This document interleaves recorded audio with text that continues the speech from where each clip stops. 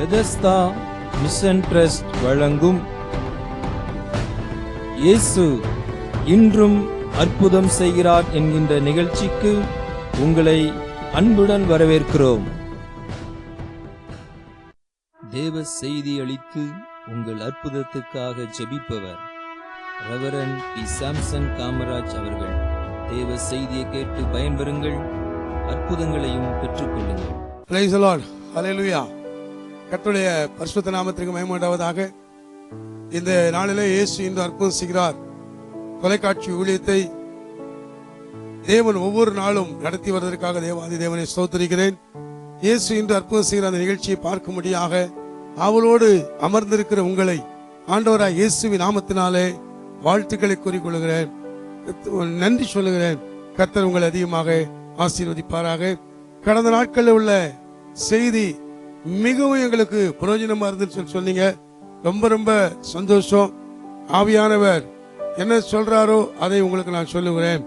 அதுலயும் கடந்த நாட்களில் உள்ள அந்த ஒன்றும் இல்லை என்கிற இடத்துல இயேசு இருக்கிறார்ங்கிற தலைப்புல தொடர்ச்சியா நாங்க 4 வாரம் பார்த்தோம்.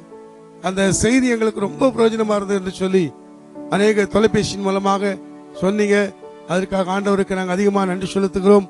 தொடர்ந்து இந்த தொலைக்காட்சி ஊழியத்திற்காக ஜெபித்துக் கொள்ளுங்கள். தேவன் தாமே உங்களை ஆசீர்வதிப்பாராக. இந்த நாளிலும் கூட நாம் தேவ சமூகத்தில் தேவனுடைய வார்த்தையாக நாம் தியானிக்க போகிற காரியம் என்னவென்று சொன்னால் 2 கொரிந்தியர் 3ஆம் அதிகாரம் 17ஆம் வசனத்தை நான் வாசிக்க கேட்கலாம். கர்த்தரே ஆவியானவர், கர்த்தருடைய ஆவி எங்கேயோ அங்கே விடுதலையும் உண்டு. ஆமென். ஹல்லேலூயா. இந்த வேளையில இந்த வசனத்திற்காக ஒரு விஷயம் நாம் எல்லாம் சேர்ந்து நாம் ஜெபிக்கலாமா? பரலோகத்தின் தேவனே உம்மை ஸ்தோத்திரிக்கிறேங்க தாவே. இந்த அருமையான வேளையில இந்த தொலைக்காட்சிக்கு முன்பதாக ஆவலோடு அமர்ந்திருக்கிற உங்களுடைய பிள்ளைகளை நீர் ஆசீர்வதிக்க முடியாக ஜெபிக்கிறோம். உங்களுடைய பிள்ளைகளோடு நீர் பேச முடியாக ஜெபிக்கிறேங்க தாவே. கடந்த நாட்களிலே நீர் பேசின வார்த்தைக்காக உமக்கு நன்றி ஆண்டவரே. ஸ்தோத்திரம்.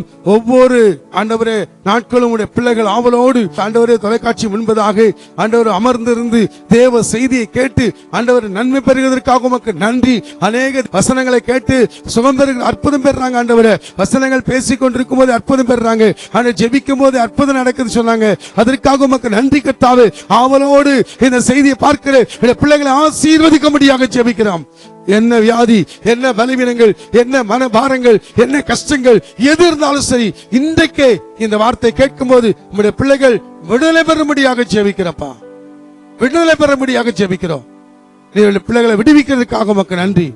இயேசு இன்றும் அற்புதம் செய்கிறார், என்றைக்கும் அற்புதம் செய்கிற தேவனா இருக்கிறதுக்காக உமக்கு நன்றி ஆண்டவரே. ஸ்தோத்திரம். தொடர்ந்து கிருபை செய்து வழி நடத்தும் இயேசுவின் நாமத்தினால் ஜெபிக்கிறேன் பிதாவே, ஆமென். சார், இங்க வாசித்த வசனத்தை நாம் கேட்டோம். கர்த்தரே ஆவியானவர், கர்த்தருடைய ஆவி எங்கேயோ அங்கே விடுதலை உண்டு. கர்த்தரே ஆவியானவர். இந்த வேளையிலே இந்த தொலைக்காட்சி முன்பு அமர்ந்திருக்கிற உங்க வாழ்க்கையிலே ஒரு விடுதலை வேண்டும். விடுதலைக்காக நான் என்ன செய்கிறது, எங்கே செல்கிறது, எங்கே சென்றால் எனக்கு விடுதலை கிடைக்கும், இப்படி எல்லாம் யோசித்துக் கொண்டிருக்கிறீர்கள். அருமையானவர்களே, விடுதலைக்காக பிரயாசப்படுகிற நீங்கள், விடுதலை எனக்கு வேணும், எப்படியாவது விடுதலை வேண்டும், இந்த வியாதியிலிருந்து விடுதலை வேண்டும், இந்த கஷ்டத்திலிருந்து விடுதலை வேண்டும், இந்த பிரச்சனையிலிருந்து விடுதலை வேண்டும், இந்த மன பாரத்திலிருந்து விடுதலை வேண்டும் என்று சொல்லி விடுதலைக்காக இந்த வேளையிலே அமர்ந்திருக்கிற உங்களை நிச்சயமாகவே இன்றைக்கு இயேசு விடுதலை கொடுக்க போகிறார். இயேசு இன்றும் அற்புதம் செய்கிறார் என்று சொன்ன வார்த்தையின்படி இன்றைக்கும் உங்களுக்கு விடுதலை. எங்களுக்கு ஆமா, உங்களுக்கு விடுதலை. கர்த்தரே ஆவியானவர், ஆவியானவர் எங்கே இருக்கிறார்? உங்கள் நடுவில் அவர் இருக்கிறார். நீங்கள் அவரை பார்க்க முடியவில்லை, ஆனால் உங்களுக்கு விடுதலை கொடுக்கும்படியாக ஆண்டவர் உங்கள் நடுவில் ஆவியானவராயிருக்கிறார். அதற்கு தான் அப்போஸ்தலனாகிய பவுல் கொரிந்தியருக்கு எழுதும்போது அவர் சொல்லுகிற வார்த்தை அந்த 3ஆம் அதிகாரம் 17ஆம் வசனத்திலே, கர்த்தரே ஆவியானவர், கர்த்தரே ஆவியானவர். உங்களுடைய வாழ்க்கையில ஏதோ ஒரு காரியத்திலே நீங்க சோர்ந்திருக்கிறீங்க, சோர்வுகளை மாற்றும்படியாக தான் இந்த வார்த்தையை தேவன் உங்களுக்கு கொடுக்கிறார். ஆவியானவர் எங்கே இருக்கிறார்? எங்கேயோ இருக்கிறார் அல்ல, கர்த்தரே ஆவியானவர். கர்த்தரே ஆவியானவர். அது மட்டுமல்ல, கர்த்தரே ஆவியானவர் என்றால் நாம் அந்த ஆவியானவர் நமக்குள்ளே கிரியை செய்யும்படியாக நாம் ஆயத்தம் உள்ளவர்களாய் நாம் காணப்பட வேண்டும். ஆயத்தம். ஆயத்தம் என்று சொன்னால் என்ன?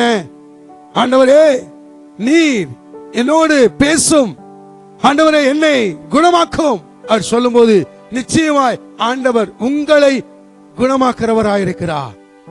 கர்த்தரே நீங்க தான் ஆவியானவர், நீங்க தான் தெய்வம், நீங்க தான் அற்புதம் செய்ய முடியும், நீங்க தான் எங்களுக்கு அடுத்த விடுதலை கொடுக்க முடியும் அப்படின்னு சொல்லி நீங்கள் விசுவாசிப்பீர்களானால் நிச்சயமாகவே உங்களுக்கு விடுதலை கிடைக்கும்.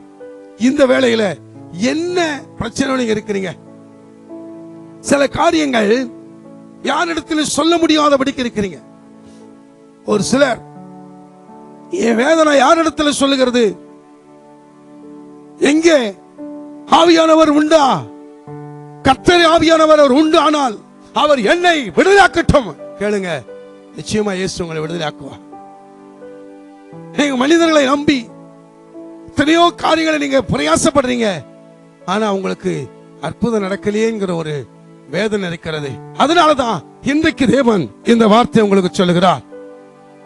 சகரியா 4ஆம் அதிகாரம் 6ஆம் வசனத்தை நாம் வாசி கேட்கலாம். இப்பொழுது அவர் செருபாபேலுக்கு சொல்லப்படுகிற கர்த்தருடைய வார்த்தை என்னவென்றால், பலத்தினாலும் அல்ல பராக்கிரமத்தினாலும் அல்ல, என்னுடைய ஆவியினாலேயே ஆகும் என்று சேனைகளின் கர்த்தர் சொல்லுகிறார். இங்கே நாம் வாசிக்க கேட்ட வார்த்தை என்னவென்று சொன்னால், செருபாபேலுக்கு ஆண்டவர் சொல்லும் போது பலத்தினாலும் அல்ல பராக்கிரமத்தினாலும் அல்ல, என்னுடைய ஆவியினாலே ஆகும் என்று சேனைகளின் கர்த்தர் சொல்லுகிறார். ஆவியானவர் சொல்லுகிறார், என்னுடைய ஆவியினாலே ஆகும். அதுதான் கர்த்தருடைய ஆவியானவர். பலத்தினாலே எவ்வளவோ பிரயாசப்பட்டீங்க. கடந்த நாட்களில் கேட்ட செய்தி, நாங்கள் பிரயாசப்பட்டோம் என்று பேதுரு சொன்னார். நாங்கள் ராமுழுவதும் பிரயாசப்பட்டோம், ஒன்றும் அகப்படவில்லை. ஆகிலும் உம்முடைய வார்த்தையின்படியே வளையப்படுகிறேன், உம்முடைய வார்த்தையின்படியே வளையப்படுகிறேன் என்று சொன்னார் என்று கடந்த நாட்கள் தேவ செய்தி கேட்டோம் அல்லவா? இன்றைக்கு பலத்தினாலும் அல்ல, என்னுடைய பலத்தினாலே இதை சாதிப்பேன், என்னுடைய திறமையினாலே நான் சாதிப்பேன், என்னுடைய பணத்தினாலே இதை செய்வேன், முடியாது. அருமையானவர்களே, பணத்தினால எதையாவது ஒன்று சாதிச்சிடலாம், அல்லது எனக்கு படிப்பு திறமை இருக்குது அதனால எதையாவது நான் சாதிச்சிடலாம், ஏன்னா எனக்கு பலன் இருக்கிறது, நல்ல பலன் இருக்குது, பலத்தினால எதையாவது ஒண்ணு செய்யலாம் அப்படின்னு நினைக்கிறீங்களா? செய்ய முடியாது. ஆவியானவரே விடுதலை கொடுக்க முடியும். பலத்தினாலும் அல்ல பராக்கிரமத்தினாலும் அல்ல, தேவனுடைய ஆவியினாலே ஆகும். எது இதுவரைக்கும் உங்களுடைய பலத்திலே போராடி இது நடக்கல நினைக்கிறீங்களோ, இன்றைக்கு கர்த்தர் ஆவியானவர், கர்த்தருடைய ஆவியானவர் எங்கே உண்டோ அங்கே விடுதலை உண்டு என்று நீங்க விசுவாசித்து பாருங்க. உங்களுக்கு ஆண்டவர் இன்றைக்கு விடுதலை நாள் என்று எழுதி வைத்திருக்கிறார். நம்புறீங்களா? உங்களுக்கு விடுதலை. எனக்கா? ஆமா.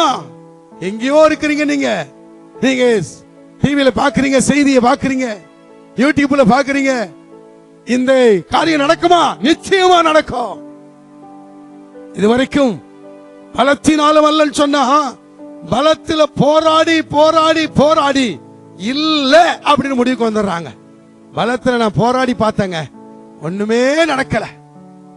சரி, பலத்தினால மட்டுமல்ல பராக்கிரமத்தினால ஏதாவது செய்யலாம்னு சொல்லி அதுல நான் போராடி பார்த்தேன், அதுலயும் ஒண்ணு நடக்கல. பலத்தினாலும் நடக்காது, பராக்கிரமத்தினாலும் நடக்காது. தேவனுடைய ஆவியினாலே ஆகும் என்று சேனைகளின் கர்த்தர் சொல்லுகிறார். நம்முடைய பலன், நம்முடைய பலத்தினாலே எதை செய்ய முடியும்? ஒன்னும் செய்ய முடியாது, எதுவுமே செய்ய முடியாது. அருமையானவர்களே, அதனாலதான் பலத்தினாலும் அல்ல பராக்கிரமத்தினாலும் அல்ல, ஆவியினாலே எல்லாம் ஆகும். அவருடைய தேவனுடைய ஆவியினாலே எல்லாம் ஆகும். இந்த காரியங்கள் நிச்சயமாகவே இது நடக்கும் நடக்கும் என்று நான் விசுவாசிக்கிறேன். நீங்கள் விசுவாசித்தீரானால் அவருடைய மகிமையை நீங்கள் காண்பீர்கள். ஆண்டவருடைய மகிமையை நீங்கள் காணப்போகிறீர்கள். அதனாலதான் பலத்தினாலும் அல்ல, பராக்கிரமத்தினாலும் அல்ல, தேவனுடைய ஆவியினாலே ஆகும். நம்புறீங்களா? கர்த்தரே ஆவியானவர், கர்த்தரே ஆவியானவர். எப்படி கர்த்தரே ஆவியானவர் சொல்றீங்க? இயேசு இன்றும் அற்புதம் செய்கிறதனே. ஆமா, இயேசு இன்றைக்கும் அவர் அற்புதம் செய்கிற தேவன் தான். ஆண்டவராய் இயேசு கிறிஸ்து இந்த உலகத்திலே அவர் பிறந்ததே ஒரு அதிசயம். பிறந்து அவர் வளர்ந்து 30 வயதிலே அவர் ஞானஸ்நானம் எடுத்து அவர் 30 வயதிலிருந்து 3 வருஷம் அவர் ஆண்டவருக்கு அவர் ஊழியம் செய்தார். அது ஊழியம் பயங்கரமான ஒரு ஊழியம். பயங்கரமான ஊழியத்தை செய்தார். அவர்தான் தண்ணீரை திராட்சரசமாய் மாற்றினார்.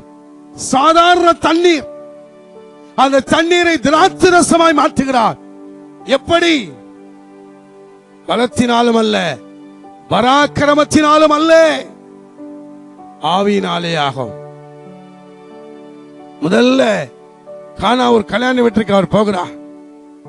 அங்கே அந்த கல்யாண வீட்டில் திராட்சரசம் குறைந்து விட்டது, காலியாகி விட்டது. யாரிடத்தில் சொல்லுவார்கள்? ஒரு கல்யாண வீட்டில் ஒரு குறை வந்துச்சுன்னா பொண்ணு வீட்டில் அல்லது மாப்பிள்ளை வீட்டில் சொல்லுவாங்க. ஆனா அங்கே இருக்கிறவர்கள் இயேசுவின் தாயார் இடத்துல சொல்லுகிறார்கள். இயேசுவின் தாயார் ஆகிய மரியாள் இயேசு கிறிஸ்துவின் இடத்துல சொல்றாங்க, இயேசுவின் இடத்துல ரசம் குறைந்து விட்டது, காலியாகி விட்டது. உடனே இயேசு என்ன சொன்னார் தெரியுமா? ஸ்திரியே, உனக்கும் எனக்கும் என்ன? என் வேலை இன்னும் வரவில்லை என்று சொன்னார். இயேசு செய்த அற்புதம். இயேசு அற்புதமான காரியங்களை செய்கிறார். உடனே இயேசு என்ன செய்தார் என்றால், அங்கே வேலைக்காரர்களை பார்க்கிறார். வேலைக்காரர்களை பார்த்து அந்த கச்சாடியிலே தண்ணீரை நிரப்புங்கன்னு சொல்றார். இயேசு செய்த முதல் அற்புதம். இயேசு இன்றும் அன்றைக்கு மட்டுமல்ல, இன்றைக்கும் அவர் அற்புதம் செய்கிறார். அந்த கச்சாடியில தண்ணீரை நிரப்புங்கள் என்று வேலைக்காரர்களை பார்த்து சொல்லுகிறார். வேலைக்காரர்கள் என்ன செய்றாங்க தெரியுமா? அந்த கச்சாடி எதற்காக வைக்கப்பட்டிருக்கிறது? கால் கழுவுவதற்காக வைக்கப்பட்ட, கால் கழுவுறதுக்கு தண்ணி வச்சிருப்பாங்க. அந்த ஏன்னா யூதருடைய முறைமையின்படி உள்ள வர்றாங்கன்னா அங்க கால் கழுவிட்டு வரணும். அதனால கால் கழுவுவதற்காக ஒரு 6 கச்சாடிகள் வைக்கப்பட்டிருக்கிறது. அந்த கச்சாடியில தண்ணீரை நிரப்புங்கள் சொல்லும் போது அங்கே ஏற்கனவே இருந்த அந்த தண்ணீரை அவர் மாற்றுறாங்க. ஏற்கனவே இருந்த தண்ணீர் அது சாதாரண தண்ணீர், சாதாரணமா கால் கழுவுறதுக்காக வைக்கப்பட்ட தண்ணீர், கை காலெல்லாம் கழுவிட்டு உள்ள போகணுங்கிறதுக்காக. ஆனா ஆண்டவர் தண்ணீரை நிரப்புங்கன்னு சொன்ன உடனே அப்படியே தூக்கிட்டு வரல, அந்த கச்சாடியை அப்படியே கொண்டு வரல. அந்த கச்சாடி என்ன செய்யறாங்க தெரியுமா? முதல்ல அங்கே உள்ள இருக்கிறதானே எல்லா தண்ணீரையும் அவங்க கொட்டிட்டாங்க. வேண்டாம். அந்த தண்ணீர் எதுக்காக உதவும் தெரியுமா? அது கை கால் கழுவுறதுக்கு தான் உதவும், குடிக்கிறதுக்கு உதவாது. ஆகியால் அவர்கள் செய்த காரியம், அந்த தண்ணீரானது அது வெறுமை. எதுக்காக? அந்த தண்ணீரை முதல்ல வெளியே கொட்டுறாங்க. இரண்டாவது அவங்க என்ன செய்றாங்க தெரியுமா? அந்த கொட்டுகிற காரியம் என்று சொன்னால் என்ன?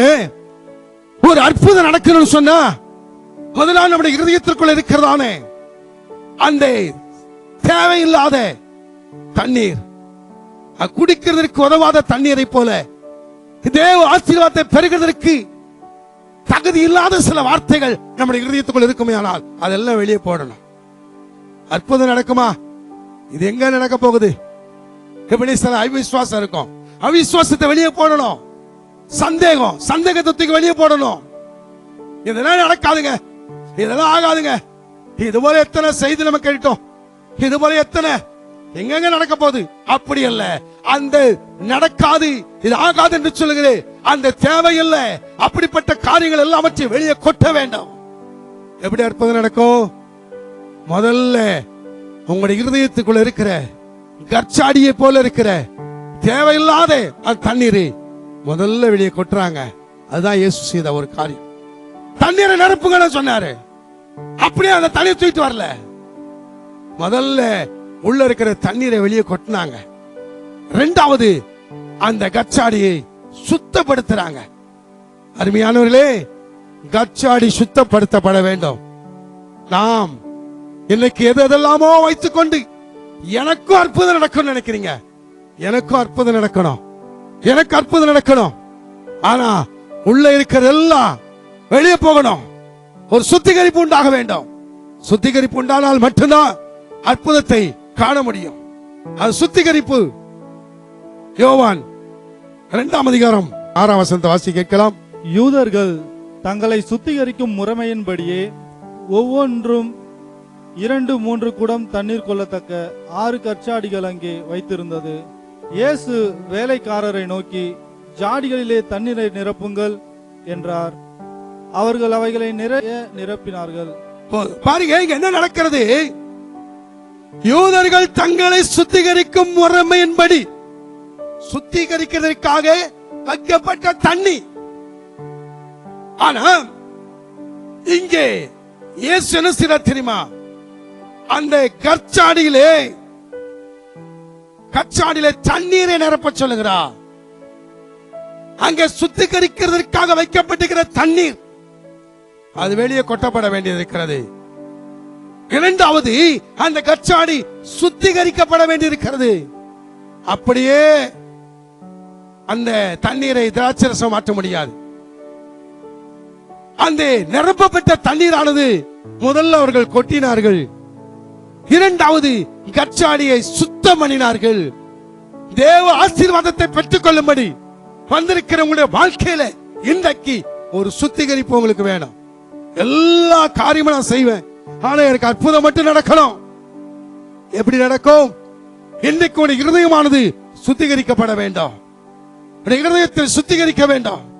ஆண்டவரே, என் வாழ்க்கையிலே ஒரு அற்புதம் நடக்கட்டும் சொல்லுங்க. நிச்சயமா இயேசுவின் வாழ்க்கையிலே அற்புதத்தை செய்வா. உங்களை வெறுமையா அனுப்ப மாட்டா. இரண்டாவது, கற்சாடியானது சுத்திகரிக்கப்படுகிறது. மூன்றாவது, அந்த கற்சாடி எங்கே கொண்டு வரப்படுகிறது தெரியுமா? அந்த கற்சாடியிலே தண்ணீர் நிரப்பப்படுகிறது. தண்ணீர் என்று சொன்னால் இன்றைக்கு தேவனுடைய வார்த்தை அங்கே நிரப்பப்படுகிறது. ஏன்னா அவர் சொல்ற, தண்ணீரை நிரப்புங்கள், கீழ்ப்படிதல். ஆண்டவரே, ஏற்கனவே அந்த கற்சாடியிலே தண்ணீர் இருக்கிறது, திரும்ப அதை நிரப்ப சொல்றீங்களே, கேள்வி கேட்கல. சில கேள்வி கேட்பாங்க. ஏன் அந்த டாக்டர்கிட்ட போனமே, இந்த வைத்தியர்கிட்ட போனமே, பெரிய ஆளாச்சுதே, அவங்க கிட்ட போனமே, ஆனா இப்போ இன்னைக்கு அப்படி இல்ல. இயேசு இன்னைக்கு உங்க வாழ்க்கையில ஒரு மாற்றத்தை உண்டு பண்ண போகிறார். கர்த்தரே ஆவியானவர், கர்த்தருடைய ஆவியானவர் எங்கே உண்டோ அங்கே விடுதலை. இன்றைக்கு உங்க வாழ்க்கையில ஒரு விடுதலை. அந்த கற்சாடி நினைச்சிருக்கோம், நாம நம்மை சுத்திகரிக்கிறதுக்காக தண்ணீர் ஊத்தி வச்சிருக்கிறாங்க. ஆனா அந்த கற்சாடி நினைக்க முடியாத ஒரு காரியம் என்ன நடக்க தெரியுமா? அந்த கற்சாடி முதல்ல இருக்கிற அந்த தண்ணீர் எல்லாம் கொட்டப்படுகிறது. இரண்டாவது, அந்த கற்சாடி சுத்திகரிக்கப்படுகிறது. மூன்றாவது, தண்ணீர் ஊற்றப்படுகிறது. இது என்ன தண்ணீர் தெரியுமா? அற்புதத்தின் தண்ணீர். தண்ணீராகிய தேவனுடைய வார்த்தை, அந்த வார்த்தைக்கு கீழ்ப்படிதல். ஆண்டவரே, தண்ணீரை நிரப்ப சொல்றீங்களே, தண்ணீர் நிரப்பி என்ன பிரயோஜனம்? கேள்வியை கேட்க கூடாது. ஆண்டவர்கிட்ட அவர் சொன்னா செய்யணும், அவ்வளவுதான். வேலைக்காரர்கள் அந்த கச்சாடியை சுத்திகரித்துட்டு அந்த கச்சாடியில திரும்பவும் தண்ணியை ஊத்துறாங்க. தண்ணீரை ஊற்றி இயேசுவின் இடத்துல கொண்டு வருகிறார்கள். கச்சாடி நினைக்காத ஒரு சம்பவம். வெளியே இருந்த கச்சாடி இப்ப உள்ளே வருகிறது. வெளியே இருந்த கச்சாடி இன்னைக்கு உள்ளே வருகிறது. அருமையானவர்களே, எந்த ஒரு கல்யாண வீடா இருந்தாலும் சரி, இந்த சுத்திகரிக்கிறதுக்காக முறைமையின்படி வெளியே வச்சிருப்பாங்க. ஆனா கச்சாடியே நினைச்சு பார்க்க முடியாத ஒரு அற்புதம் உங்க வாழ்க்கையில நடக்க போகிறது. நீங்க நினைக்கலாம், நான் வெளியே தானே உட்கார்ந்து கொண்டிருக்கிறேன். எதற்கு? உங்களை ஒருவேளை வெளியே வைத்திருக்கலாம். ஆனால் இயேசு உங்களை உள்ள கொண்டு வந்து உங்களை ஆசீர்வதிக்க போகிறார். இயேசு உங்களை ஆசீர்வதிக்க போகிறார். விசுவாசிக்கிறீங்களா? இந்த கற்சாடி ஒருவேளை அது முதல்ல சொன்ன சாதாரண தண்ணி ஊற்றப்பட்டிருந்தது. சாதாரண மனுஷனா இருந்த உங்களை, சாதாரணவளா இருக்கிற உங்களை ஒரு ஆச்சரியமாய் தேவன் மாற்ற போகிறார். விசுவாசிக்கிறீங்களா? ஒரு ஆச்சரியமாக. கற்சாடி உள்ளே வந்த உடனே சந்தோஷமா இருந்திருக்கும். பரவாயில்ல, நம்ம வெளியே தானே இருக்கிறோம், இன்றைக்கு நம்ம உள்ள வந்துட்டோமே சொல்லி அந்த கற்சாடி கூட ஒரு சந்தோஷம் வந்திருக்கும். உள்ளே வந்த உடனே அந்த கற்சாடியிலே தண்ணீரை நிரப்ப சொன்னார்.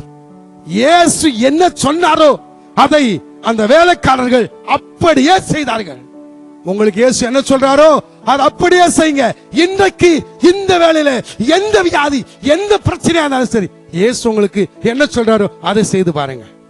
இவங்க தண்ணீரை நிரப்பிட்டாங்க. தண்ணீர் நிரப்பினதற்கு பிறகு இயேசு 8வது வசனத்துல அவர்களை நோக்கி, நீங்கள் இப்பொழுது மொண்டு பந்து விசாரிப்புக்காரனிடத்தில் கொண்டு போங்கள் என்றார். அவர்கள் கொண்டு போனார்கள். கற்சாடி உள்ளே இயேசுவின் இடத்துல வந்துச்சு. இயேசுவின் இடத்துல கொண்டு வந்துட்டாங்க. வெறும் தண்ணிங்க. கற்சாடி வெளியே இருந்த கற்சாடி உள்ள வந்துட்டது. வெளியே இருந்து பார்க்கும் போதெல்லாம் பார்த்திருப்பாங்க, இந்த கற்சாடி வெளியே இருந்துச்சுதே. அந்த கற்சாடி சுத்திகரிக்கப்பட்டு உள்ள வந்திருக்கிறது. முதல்ல இருந்த கற்சாடி சும்மா வெளியே தான் இருந்துச்சு.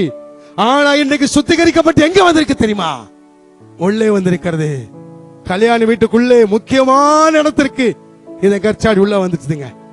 இந்த கற்சாடியில தண்ணீரை நிரப்ப சொல்லி அந்த தண்ணீரை யாரு நிரப்பினார்களோ வேலைக்காரர்கள், அவர்கள் அந்த தண்ணீரை மொண்டு போய் கொடுக்கிறாங்க பந்தி விசாரிப்புக்காரன் இடத்துல. பந்தி விசாரிப்புக்காரன் திராட்சை ரசத்தை குடித்து பார்க்கிறான். குடித்து பார்க்கும் போது முன்னால உள்ள அந்த ருசியை விட இந்த திராட்சை ரசம் அதிக ருசி உள்ளதா இருந்தது. முன்னால உள்ள ருசியை விட அதிக ருசி உள்ளதா இருந்தது. பார்க்கறாங்க, அந்த திராட்சை ரசம் எங்கே இருந்து வந்தது என்று யாருக்கு தெரியும் தெரியுமா? அந்த வேலைக்காரனுக்கும் தண்ணீரை நிரப்பினது மட்டும்தான் தெரியும். ஆனால் அற்புதம் நடக்கிறது. இயேசு அற்புதம் செய்கிறார். அருமையானவர்களே, எதிர்பார்க்காத ஒரு காரியத்தை உங்க வாழ்க்கையில செய்கிறவர் தான் கர்த்தரே ஆவியானவர். சுவாசிக்கிறீங்களா? கர்த்தரே ஆவியானவர். அவர் எங்கே உண்டோ அங்கே விடுதலை உண்டு. இன்றைக்கு இந்த கற்சாடி, வெளியே வைக்கப்பட்டிருந்த கற்சாடியில முதல்ல உள்ள இருக்கிற தண்ணீரை கொட்ட சொன்னாரு. 2வது கற்சாடி உள்ள கொண்டு வர சொன்னாங்க. அதுக்கே கற்சாடிக்கு ஒரு ஆச்சரியமா இருந்திருக்கலாம். நாம் எப்படி உள்ள வருகிறோம்? வெளியே தானே நம்ம வைப்பாங்க. எப்பவுமே நம்ம வெளியே தானே வைப்பாங்க. எப்பவுமே நம்ம ஒதுக்கி தானே வைப்பாங்க. நம்ம எப்பவுமே ஓரமான இடத்துல தானே வைப்பாங்க. இன்னைக்கு எப்படி முதன்மையான இடத்தை கொண்டு வராங்க. அதுதாங்க இயேசு பார்த்த கற்சாடி. இன்னைக்கு எங்கேயோ இருந்தீங்க, ஆனா உங்களை இன்னைக்கு முக்கியமான இடத்துல வைக்கிறார்ல. அது யாரால நடக்க தெரியுமா? அவரால தான். இந்த கற்சாடி வெளியே இருந்தது, உள்ள இருந்த தண்ணீர் கொட்டப்பட்டது. 2வது சுத்திகரிக்கப்படுகிறது. 3வது அந்த கற்சாடி உள்ளே வருகிறது. எங்க தெரியுமா? இயேசுவுக்கு முன்னாலே அந்த கற்சாடியிலே தண்ணீர் நிரப்பப்படுகிறது. தண்ணீர் நிரப்பப்படுகிறது. அப்படியானால் எல்லாருக்கும் பிரயோஜனமான திராட்சை ரசம் வரும்படியாக தண்ணீர் நிரப்பப்படுகிறது. அந்த தேவனுடைய வார்த்தை அங்கே வருகிறது. 5வது வேலைக்காரங்க அந்த வார்த்தை அப்படியே கீழ்ப்படிஞ்சாங்க. 6வது இந்த பந்தி விசாரிப்பு இடத்துல கொண்டு கொடுக்கறாங்க. ஆண்டவர் சொன்ன உடனே, அப்பா இது தண்ணி தானே, இதை போய் கொடுத்து என்ன பிரயோஜனம்? அவங்க எங்களை ஒருவேளை சண்டை போடுவாங்க, பந்தி விசாரிப்புக்காரங்க சண்டை போடுவாங்க, தண்ணி கொண்டு வந்திருக்கேன்னு சொல்லிட்டு எனக்கு சண்டை போடும் அப்பெல்லாம் கேட்டிருக்காங்க. இல்ல, சொன்னது யார் தெரியுமா? இயேசு சொல்றாரு, பந்தி விசாரிப்புக்காரங்க கொடுக்கும்போது முந்தின ரசத்தை விட இந்த பிந்தின ரசம் அதிக ருசி உள்ளதா இருந்தது. அருமையானவர்களே, வாழ்க்கையிலே கசப்பு வந்து எங்கேயோ ஒரு இடத்துல ஒதுங்கி இருக்கிறீங்களா? எங்கேயோ ஒரு ஓரமா இருக்கிறீங்களா? நீங்கள் முக்கியமானவர்களா மாற போறீங்க. ஆண்டவர் உங்களை முக்கியமானவர்களா மாற்ற போகிறார். நீங்க இந்த வேளையில ஒரு விசை கண்களை மூடி நம்ம ஜெபிக்கலாமா? எல்லாரும் ஒரு விசை கண்களை மூடிக்கொண்டு, பலத்தினாலும் அல்ல, பராக்கிரமத்தினாலும் அல்ல, என்னுடைய ஆவியினாலே ஆகும் என்று சேனைகளின் கர்த்தர் சொல்லுகிறார். பலத்தினாலே, அவருடைய திறமையினாலே அந்த கல்யாண வீட்டுக்கு தேவையான திராட்சை ரசம் நினைச்சாங்க. ஆனா அங்க குறைந்து போச்சு இது. ஆனா இப்பொழுது ஆவியானவர் இயேசு அங்கே அற்புதம் செய்கிறார்.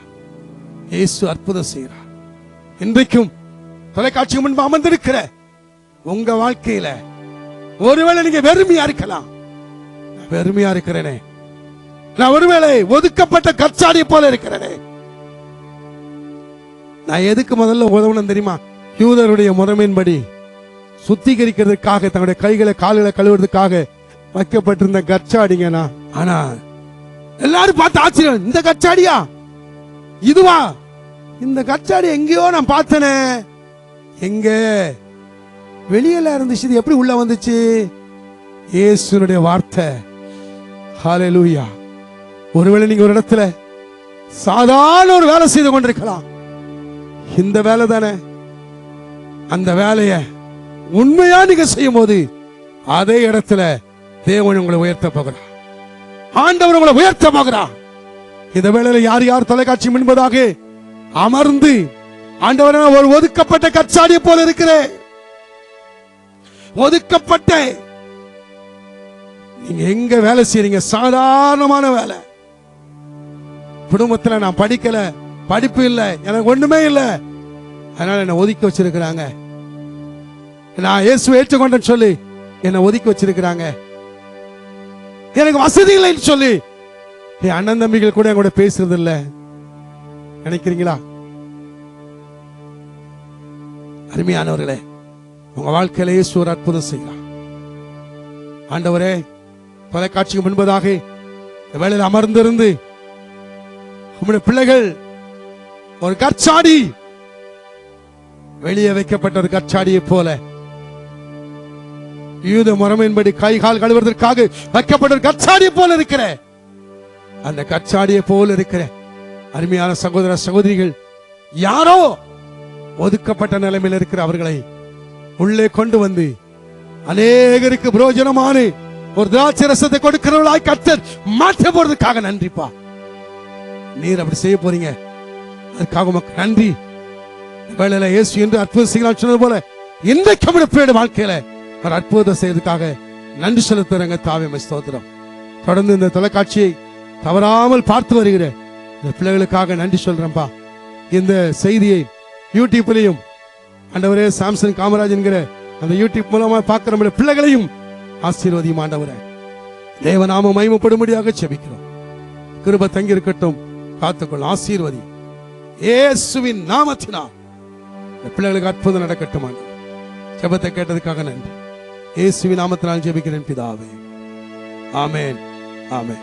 என் ஆத்துமாவே கர்த்தரை ஸ்தோத்திரி, என் முழு உலகமே நாமத்தை ஸ்தோத்திரி. என் ஆத்துமாவே கர்த்தரை ஸ்தோத்திரி, அவர் செய்த சகல உபகாரங்களையும் மறவாதே. ஆமென். இந்த நிகழ்ச்சியை பார்த்து கொண்டிருந்த உங்கள் அனைவருக்கும் ஆண்டவராகிய இயேசு கிறிஸ்துவின் நாமத்தில் நன்றியை தெரிவித்துக் கொள்கிறோம். தொடர்ந்து ஒவ்வொரு வாரமும் வெள்ளிக்கிழமை இரவு 8 மணி முதல் 8:30 மணி வரை இந்த நிகழ்ச்சியை பாருங்கள், மற்றவர்களுக்கும் அறிமுகம் செய்யுங்கள். இந்த நிகழ்ச்சியின் மூலம் நீங்கள் பெற்ற ஆசீர்வாதம் மற்றும் அற்புதங்களை கீழ்கண்ட எங்கள் முகவரிக்கு தெரியப்படுத்துங்கள். உங்கள் ஜெப விண்ணப்பங்களை எங்கள் மின் அஞ்சலுக்கு அனுப்பி வையுங்கள். எங்கள் ஜெப குழுவினர் காலை 9 மணி முதல் மாலை 6 மணி வரை உங்களுக்காக ஜெபிப்பார்கள். நீங்கள் தொடர்பு கொள்ள வேண்டிய எங்கள் முகவரி Reverend P. Samson Kamaraj, Bethesda mission சபை, எண் 11, சர்ச் தெரு, கலெக்டர் பங்களா பின்புறம், காஞ்சிபுரம் 631-502. நீங்கள் தொடர்பு கொள்ள வேண்டிய எங்கள் தொலைபேசி எண்கள் 9566954983 மற்றும் 6374334482. எங்கள் மின்னஞ்சல் முகவரி bmttvministries@gmail.com. ஆண்டவர் தாமே உங்களை ஆசீர்வதிப்பாராக.